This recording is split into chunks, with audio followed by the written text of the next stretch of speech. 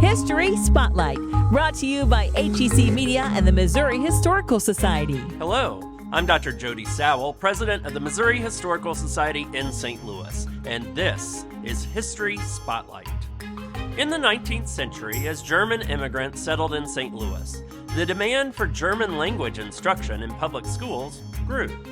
Initially offered voluntarily in 5 elementary schools, the program quickly gained popularity, attracting both German and non-German students, and expanding to more schools over the years. Librarian Emily Jaycox tells the story and explains why it fell out of favor. Although St. Louis had been founded by French fur traders in 1764, and St. Louis became part of the United States in 1804, it was not until 1838 that the St. Louis public schools held their first classes. Significant numbers of Germans started moving to St. Louis in the 1830s and 1840s. By 1860, St. Louis was a majority immigrant city, with the 2 most numerous groups being Germans and Irish. In 1843, German families petitioned the St. Louis public schools to add instruction in German. They had been sending their children to private schools because they wanted them to still know German. But the school board postponed action on their request, stating that they wanted to make sure German instruction did not interfere with regular studies. You could take German as a foreign language at the high school, along with Latin, French, or Greek. In 1864, voluntary German instruction was offered in the 5 elementary schools that had the highest German enrollments: Lafayette School in Soulard, Carr School near Carr Square, west and north of today's Convention Center, Charles School off of Gravois, Clay across the street from Hyde Park in North St. Louis, and Shepherd, a few blocks from the Lemp Brewery. Participation was voluntary, offered to grades 3 through 8. 540 students took part the first year.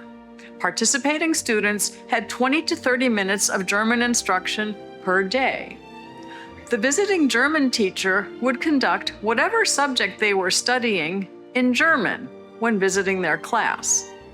The main reason given by the school board was to keep children of German parents from withdrawing from public school.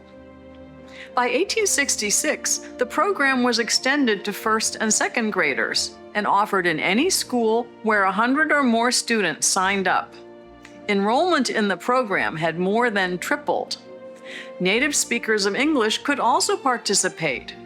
The program was so popular with them that for the 10 years between 1872 and 1881, between 1/3 and 1/2 of the participants were not native speakers of German.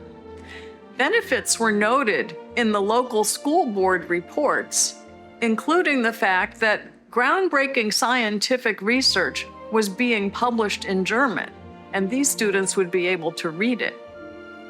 The students in the program were seen as more disciplined, and the school board said, quote, "It was a great means for production of a homogeneous population." In 1876, the city limits were expanded and 10 more schools offered German-English instruction. But by 1879, the school board cited concerns about the expense of the program. They looked at the way this was handled in Cincinnati and proposed having the regular teachers who knew German offer the instruction rather than using special German teachers who would visit classrooms. They proposed to handle this staffing shift through attrition.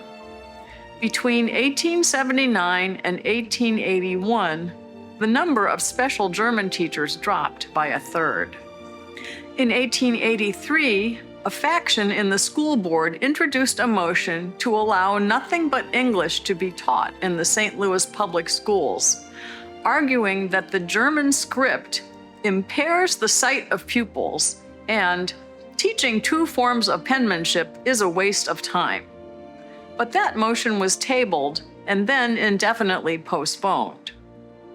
Meanwhile, in 1887, there was a change in the way the school board was elected. The new board discussed a retrenchment plan to cut costs. As of the end of the fall semester 1888, there was no more German-English instruction in grade school. German, as well as other languages, continued to be offered at the high school level, but in those days only a small percentage of students went on to high school.